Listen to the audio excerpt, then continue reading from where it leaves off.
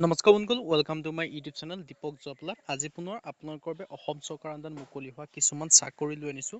এই চাকৰিখিনিৰ কাৰণে আপোনালোকে কেনেদৰে আবেদন কৰিব পাৰিব আৰু ভেকেঞ্চিখিনি কি আহিছে সকলোখিনি কথা এই ভিডিঅ' যোগে আলোচনা কৰা হ'ব। যদি ভিডিঅ'টো ভাল পায় ভিডিঅ' লাইক কৰিব, লগতে চেনেলটো ছাবস্ক্ৰাইব কৰি দিব। এনেকুৱা ধৰণৰ ভিডিঅ'সমূহ প্ৰতিদিনে পাই থাকিব বাবে আপোনালোকক কি ভেকেঞ্চি আহিছে, কেনেদৰে আবেদন কৰিব পাৰিব সকলোখিনি কথা এই ভিডিঅ' যোগে আলোচনা কৰা হ'ব। আহক আজি ভিডিঅ'টো আৰম্ভ কৰোঁ। যদি ভিডিঅ'টো ভাল পায় ভিডিঅ'টো লাইক কৰিব, লগতে ভিডিঅ'টো বন্ধু বান্ধৱীক শ্বেয়াৰ কৰি দিব। আপোনালোকৰ ভেকেঞ্চিখিনি আহিছে এনিমেল এণ্ড হাজবেণ্ডেৰী ভেটেনেৰী ৰিক্ৰুটমেণ্টৰ ফালৰ পৰা 71টা ভেকেঞ্চি আহিছে। যদি আপোনালোকে বৰ্তমানলৈকে আবেদনসমূহ কৰা নাই, আপোনালোকে আবেদনসমূহ কৰি ল'ব পাৰিব। কাৰণ আপোনালোকৰ আজিয়ে লাষ্ট ডেট হয়। আপোনালোকৰ 10/4/2024 দেখিব পাৰিছে। এপ্ৰিল মাহৰ 10 তাৰিখে লাষ্ট ডেট হয়, মানে আজি আপোনালোকৰ অন্তিম দিন হয়। আপোনালোকে যদি বৰ্তমানলৈকে আবেদন কৰা নাই, আপোনালোকে আবেদনসমূহ কৰি ল'ব। আছাম পাব্লিক ছাৰ্ভিচ কমিশ্যন মানে APSC ফালৰ পৰাই ভেকেঞ্চিখিনি মুকলি কৰি দিছে। ভেকেঞ্চিখিনি আছে ভেটেনেৰী অফিচাৰ, তাৰপৰা ব্লক ভেটেনেৰী অফিচাৰ, এনেকুৱা ধৰণৰ ভেকেঞ্চি আছে। আৰু আপোনালোকে এই ভেকেঞ্চিখিনিৰ কাৰণে আপোনালোকে এপ্লাই অনলাইন যোগে কৰিব পাৰিব, মানে নিজৰ মোবাইলৰ পৰা আপোনালোকে অনলাইন যোগে আবেদনসমূহ কৰিব পাৰিব। ইয়াৰ কাৰণে আপোনালোকে ক'তো যোৱাৰ প্ৰয়োজন নাই। আপোনালোকে নিজৰ মোবাইলটো উলিয়াব লাগে আৰু অনলাইন আবেদন কৰিব লাগে।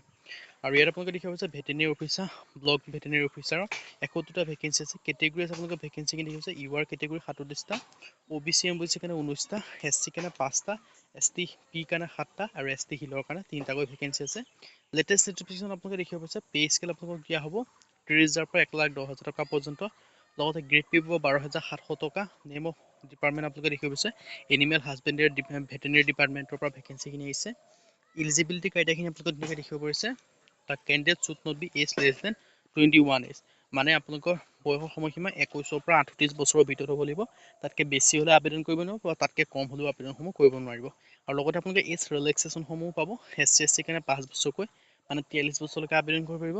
OBC MBC কাৰণে 3 বছৰ, তেওঁলোকে 41 বছৰলৈকে, আৰু PWD কাৰণে 10 বছৰ, তেওঁলোকে 48 বছৰলৈকে আবেদনসমূহ কৰি ল'ব পাৰিব। আৰু ফৰ্মৰ ডিটেইলছৰ কাৰণে ধুনীয়াকৈ দেখিব পাইছে। এডুকেশ্যন কোৱালিফিকেশ্যন বিচাৰিছে latest degree in animal and হাজবেণ্ডেৰীত আপোনালোকৰ এখন ডিগ্ৰী থাকিব লাগিব, তেতিয়াহে আবেদনসমূহ কৰিব পাৰিব। চিটিজেনশ্বিপ আপোনালোকে ইণ্ডিয়ান হ'ব লাগিব, লগতে ৰেচিডেঞ্চিপ অসমৰ স্থায়ী বাসিন্দা হ'ব লাগিব। আৰু এই ভেকেঞ্চিখিনিৰ কাৰণে আবেদন কৰিবলৈ আপোনালোকে এটা এপ্লিকেশ্যন ফিজ দিব লাগিব। জেনেৰেল ইডুকেশ্যনৰ কাৰণে 297 টকা 20 পইচা, SC SC OBC MBC কাৰণে 197 টকা 20 পইচা, BPL কাৰণে 47.20 আৰু PWD কাৰণে 47.20 ৰুপিজ। পে'মেণ্ট আপোনালোকে অনলাইন যোগে কৰিব পাৰিব। আৰু আবেদন কৰিবলৈ আপোনালোকৰ যিটো APSC অফিচিয়েল ৱেবছাইট আছে, তাত গৈ আপোনালোকে আবেদনসমূহ কৰি ল'ব পাৰিব। আজি ভিডিঅ' ইমানে। যদি ভিডিঅ' ভাল পালে লাইক কৰিব, লগতে চেনেলটো ছাবস্ক্ৰাইব কৰি দিব। এনেকুৱা ভিডিঅ'সমূহ প্ৰতিদিনে পাই থাকিব। আজিৰ বাবে ভিডিঅ'ত লগ পাম।